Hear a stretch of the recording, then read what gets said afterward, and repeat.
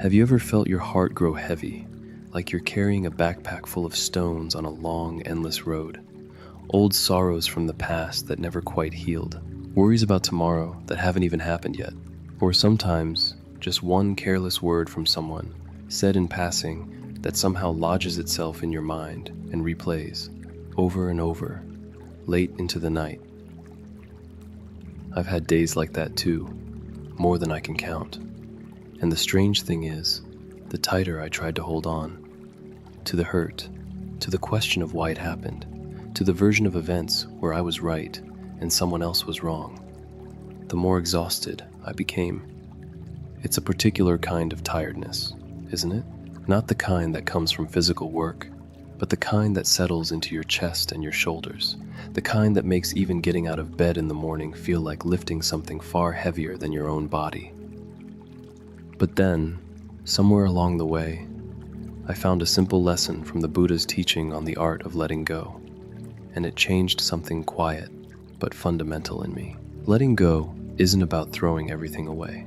It isn't about becoming cold or numb or pretending the things that hurt us never happened. It's about learning, slowly and gently, to open your hands, so your soul finally has room to breathe and room to receive the good things that are still, even now, waiting for you somewhere up ahead. I'm not here today to lecture you about some lofty philosophy you'll forget by tomorrow. I just want to sit here with you for a little while, like old friends do, and quietly take the stones out of that backpack, one at a time, and look at each one honestly before we set it down, so that by the time this ends, you can take a slow breath and feel, really feel, your heart just a little lighter than it was a few minutes ago. So let's begin gently.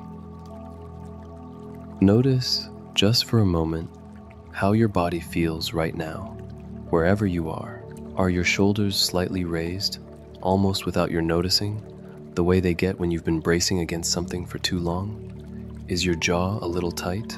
Is your breath shallow, sitting high in your chest instead of moving freely into your belly? Take one slow breath in through your nose and let it out slowly through your mouth. You don't have to change anything yet. Just notice. Awareness, on its own, is already the first small act of setting something down.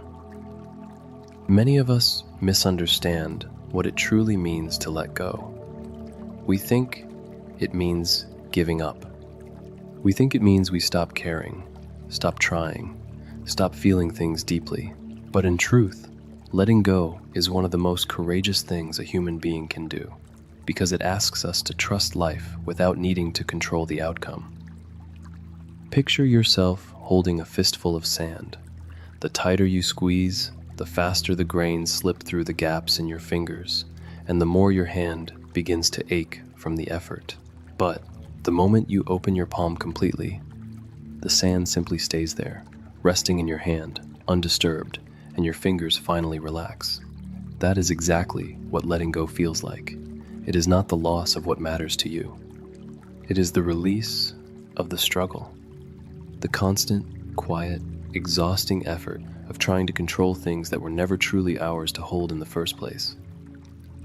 Think about how this shows up in ordinary, everyday life. Maybe it's a grudge against a sibling that's been simmering since childhood. Something so old, neither of you can fully remember how it started, yet it still colors every holiday dinner. Maybe it's a relationship that ended years ago, but some nights you still find yourself composing arguments in your head, finishing conversations that will never actually happen. Maybe it's simpler than that. A comment a coworker made in a meeting last Tuesday, something small and probably thoughtless, but you've replayed it 40 times since, each time adding a sharper response you wish you'd said. None of this makes you weak or broken. It only makes you human. The mind clings because clinging feels, in a strange way, like safety. But safety built on old pain is not real safety. It's just familiar weight. I think of a man I once heard about, sitting in traffic on his evening commute, engine idling, brake lights stretching endlessly ahead of him. He wasn't thinking about the road. He was replaying, for what must have been the 100th time, a message his business partner had sent him weeks earlier. A message that had ended a partnership he'd spent 5 years building. His hands gripped the steering wheel tighter than the moment required. His jaw was clenched. His heart rate, if he'd bothered to check, was almost certainly elevated, even though nothing dangerous was happening to him in that moment at all. But it wasn't only the past playing on a loop inside his mind. It was the future, too, unspooling in front of him like a film he couldn't stop watching. He pictured the office lease he'd just signed, the one with his partner's signature still on it, and wondered how he'd possibly cover the rent alone. He pictured telling his 3 employees, people with mortgages and children of their own, that he wasn't sure he could keep paying them past the next quarter. He imagined running into his old partner at some industry conference a year from now, the awkward small talk, the unspoken accusation hanging in the air between them. He imagined his father asking, at Thanksgiving, how the business was doing, and not knowing what version of the truth he'd be brave enough to tell. He saw, in vivid, unwanted detail, a version of himself 5 years from now. Older, more tired, having to explain to a stranger at a networking event why his last venture quietly fell apart, watching their polite smile shift into something closer to pity. None of these things had happened. Most of them might never happen at all, but his nervous system didn't know the difference between a memory, a fear, and the present moment. To his body, sitting there at a red light, all 3 felt equally real, equally urgent, equally his to brace against. His shoulders had crept up toward his ears without his noticing. A faint headache was beginning behind his eyes. The car behind him honked, gently, because the light had turned green and he hadn't moved. He hadn't even seen it change. His jaw was clenched. His heart rate, if he'd bothered to check, was almost certainly elevated, even though nothing dangerous was happening to him in that moment at all. The danger had passed weeks ago, but his body didn't know that, because his mind kept reopening the same old wound, asking it to bleed all over again. This is what unexamined clinging does. It convinces the body that the past is still happening right now. And worse, it convinces the body that an unwritten future is already a foregone conclusion.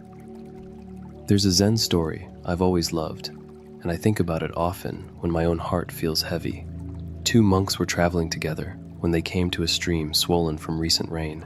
A young woman stood at the bank, dressed in fine silk, clearly unwilling to step into the mud and ruin her clothing, unsure how to cross on her own.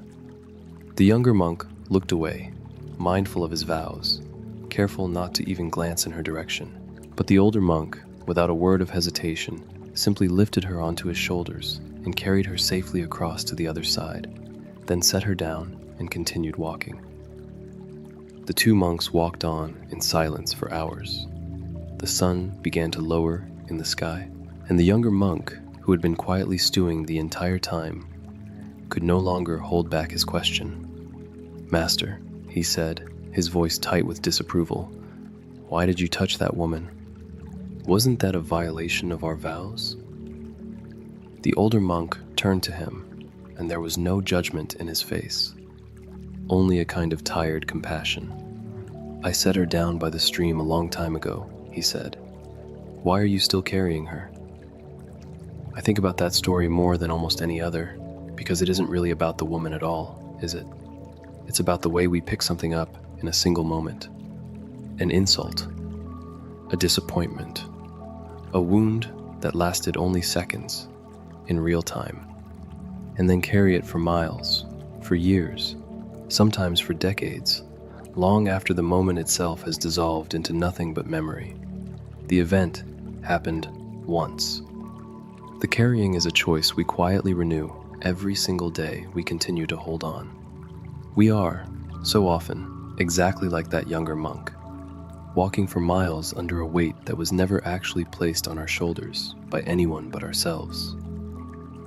Think of how often this plays out in an ordinary work week. A colleague takes credit for an idea in a meeting. It stings, understandably, in the moment. But for some of us, that sting doesn't fade by lunchtime. It follows us home, sits with us at dinner, shows up again at 2 in the morning when we can't sleep. We rehearse what we should have said. We imagine the confrontation we never had. Meanwhile, the colleague who said the original comment has likely forgotten it entirely, gone on with their evening without a second thought. The stream has long since carried the moment downstream, and yet some of us are still standing at that riverbank, the weight of the woman still on our shoulders, refusing to set her down. So, how do we actually set that woman down? How do we put the stones back on the trail instead of carrying them up the mountain with us? Whenever my own heart feels heavy, I come back to 3 small steps. They are not complicated. They will not fix everything overnight, but practiced gently, again and again, they begin to loosen what feels stuck. The first step is to accept the present moment exactly as it is.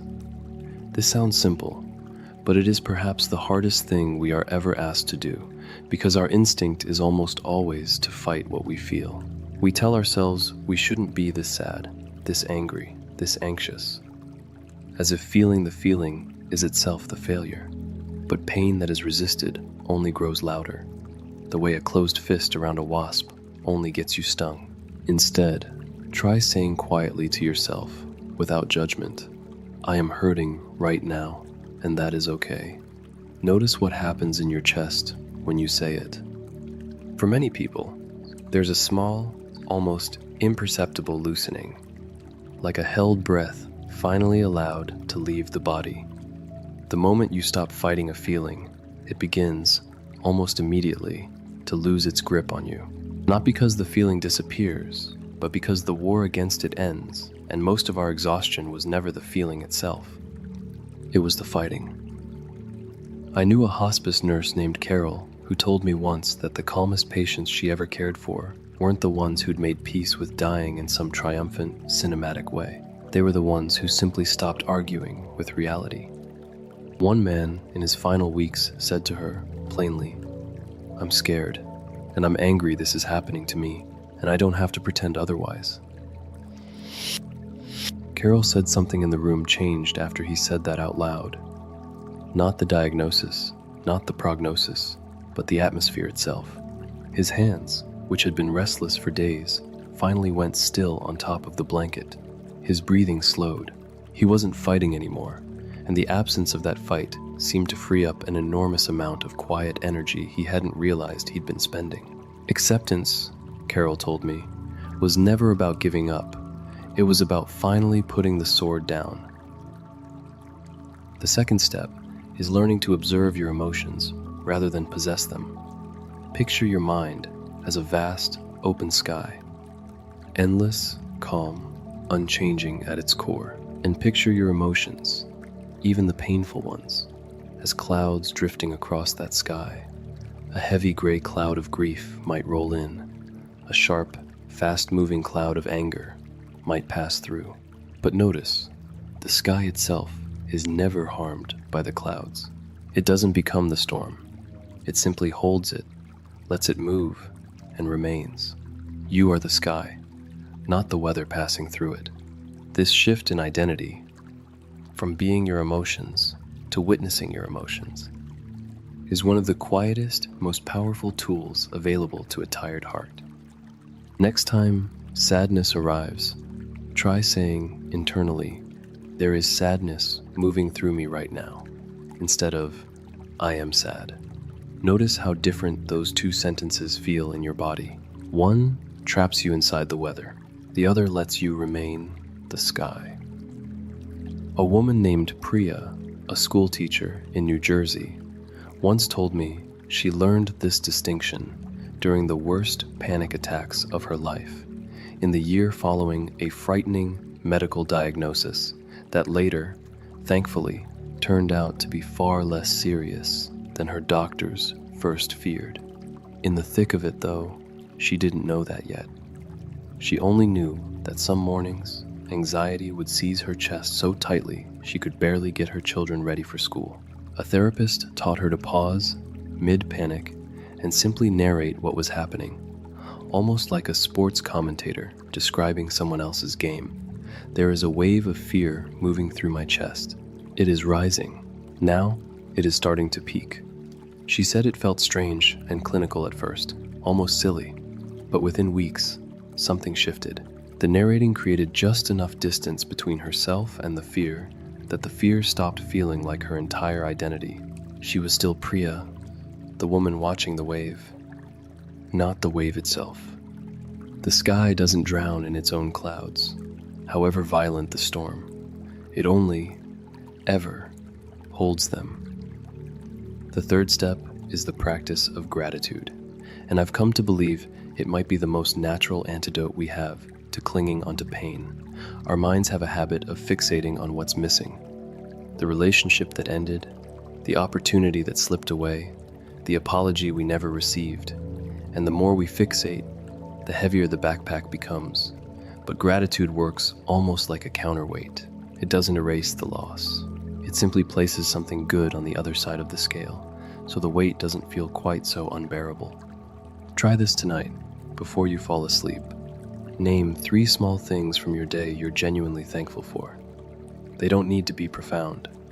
The warmth of morning coffee in your hands, a friend's text that made you smile, the simple, quiet fact that your lungs kept breathing all day without you ever having to ask them to. Do this consistently, even for just a week, and you may notice something shift. Not because your problems vanished, but because your attention, gently and repeatedly redirected, begins to rest more often on what remains good, rather than only on what was lost. Notice, too, what gratitude actually feels like in the body. It's rarely dramatic. Usually, it's small. A slight warmth spreading through the chest, the corners of your mouth lifting on their own without you deciding to smile, your shoulders dropping half an inch you didn't realize they'd been holding. The body keeps score of everything, including peace. Learn to notice when it tells you peace is returning, even briefly, even imperfectly. There's a man named Robert whose story has stayed with me for years. He lost his job, his marriage, and very nearly his life within the same 18-month stretch. A layoff in his 50s that no one his age was supposed to recover from easily, followed by a divorce he hadn't seen coming, followed by a winter so dark he later admitted, quietly, that he'd thought seriously about ending things. At his lowest point, sitting alone in an apartment with boxes still unpacked from the move out of his old house, a friend gave him a plain notebook and asked him to do one small thing. Each night, before bed, write down 3 things from that day he was grateful for, no matter how small. Robert said he almost laughed at the suggestion. Grateful for what? But he was too exhausted to argue, so he did it anyway, mostly to humor his friend. The first entries were almost embarrassingly small. The coffee was hot. A stranger held the door. I took a shower today. He told me later that for the first few weeks, he didn't believe a single word he was writing. He was simply going through the motions. But somewhere around the 2nd month, something quietly shifted. He started noticing good things during the day, in real time, because he knew he'd need something to write down that night. The noticing became a habit before the gratitude itself ever did. A year later, Robert had a new job, a small apartment he genuinely liked, and a stack of notebooks filled with thousands of tiny, ordinary good things. He told me the notebooks didn't save his life by magic. They saved it by slowly, stubbornly, training his attention to survive on something other than loss. If these 3 steps feel like the right direction, but you'd like something a little more structured to hold on to, let me offer you a gentle 7-day path. Not a rigid program, just a quiet companion for the week ahead, something to return to whenever your own backpack starts to feel heavy again.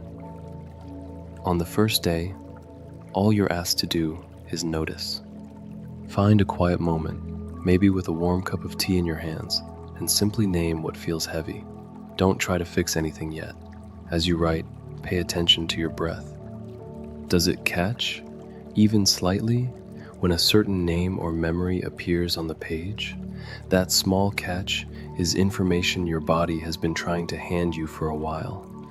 You're not failing if the list feels long. You're simply, for the first time in a while, looking honestly at what you've been carrying.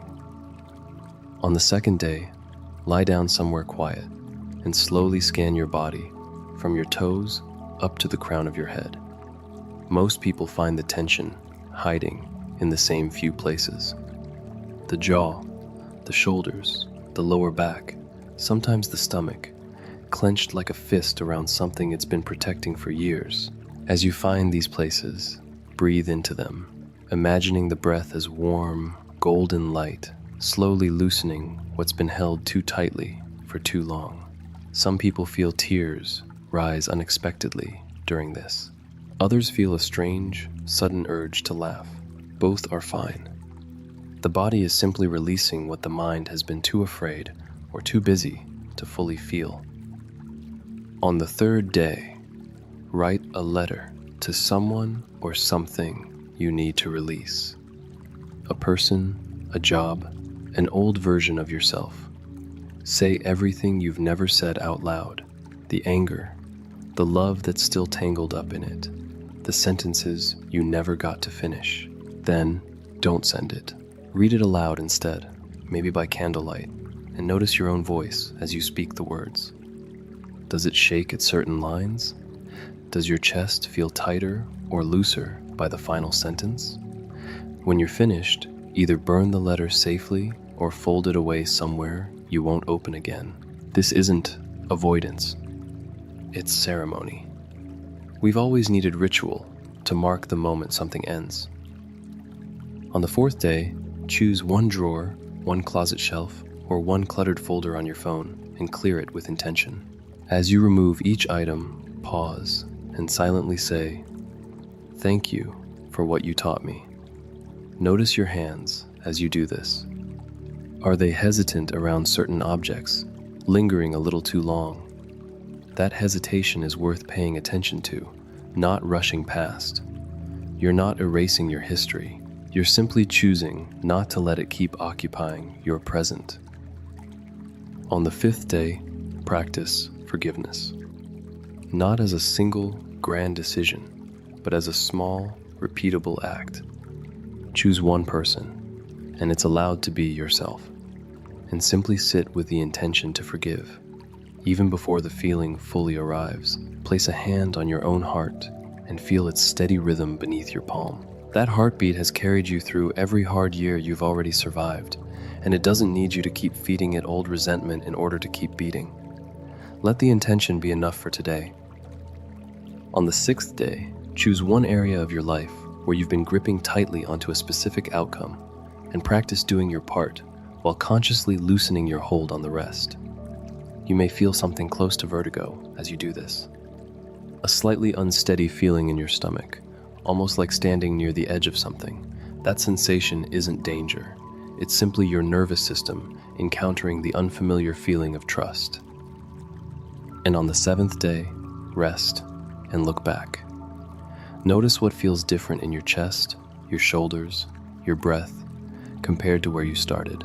Write down 3 things you're grateful for from the week.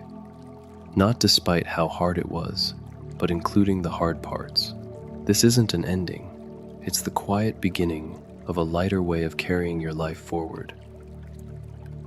Dear friend, I want you to hear this clearly. Letting go is a journey, not a destination you arrive at once and never have to think about again. Some days, you will feel like you're doing wonderfully, light, clear, at peace. And then, without warning, some old stone will find its way back into your backpack. A familiar song will play in a grocery store. A familiar voice will say a familiar phrase. And suddenly you're carrying that old weight again, wondering if you've made any progress at all. I want to tell you, gently but firmly, that this is completely normal. It does not mean you've failed. It does not undo the healing you've already done. It only means you are human, and healing was never meant to move in a straight line. Be gentle with yourself in those moments. Even the trees must let go of their dry, brittle leaves every single autumn before they can welcome a new spring. They don't apologize for the falling leaves. They don't rush the process or force the branches bare overnight. They simply allow the season to do what seasons do, trusting that bare branches in winter are not the end of the story, but a necessary chapter in it. You, too, are allowed that same trust. You, too, deserve a heart that feels lighter than the one you're carrying right now. You deserve peace. Not someday, not once you've earned it through more suffering, but now, simply because you are tired, and tired hearts deserve rest. I think of a woman who once described to me what it felt like, months after her divorce, to finally take off her wedding ring for the last time. She said she expected to feel only sadness. Instead, sitting alone at her kitchen table, ring in her open palm, she felt her own breath move freely through her chest for the first time in what felt like years. As if some small, tight muscle she didn't even know she'd been clenching had finally, quietly released. She wasn't pretending the marriage hadn't mattered. She was simply allowing herself to stop carrying its ending as if it were still happening. That is what letting go can feel like. Not erasure, but room. Room to breathe. Room to begin again, gently, on your own terms. If something inside you feels ready to release, even something small, maybe it's a grudge you've held for years. Maybe it's a version of yourself you keep punishing for an old mistake. Maybe it's simply the need to be right in an argument that doesn't even matter anymore. I invite you to write it down somewhere today, not to share it with anyone, not even necessarily to read it again, but simply to take it out of the quiet, crowded space of your mind and place it somewhere outside yourself, where it no longer has to be carried in silence. And if even one part of what we've shared together today helped your heart feel a little lighter, a little less alone in its weight, I hope you'll carry that lightness with you into the rest of your day and return again whenever you need another quiet moment to set something down. Thank you for sitting with me through this. I wish you a peaceful day or a deeply restful night's sleep, whichever you need most right now. Take care of yourself the way you would take care of someone you love.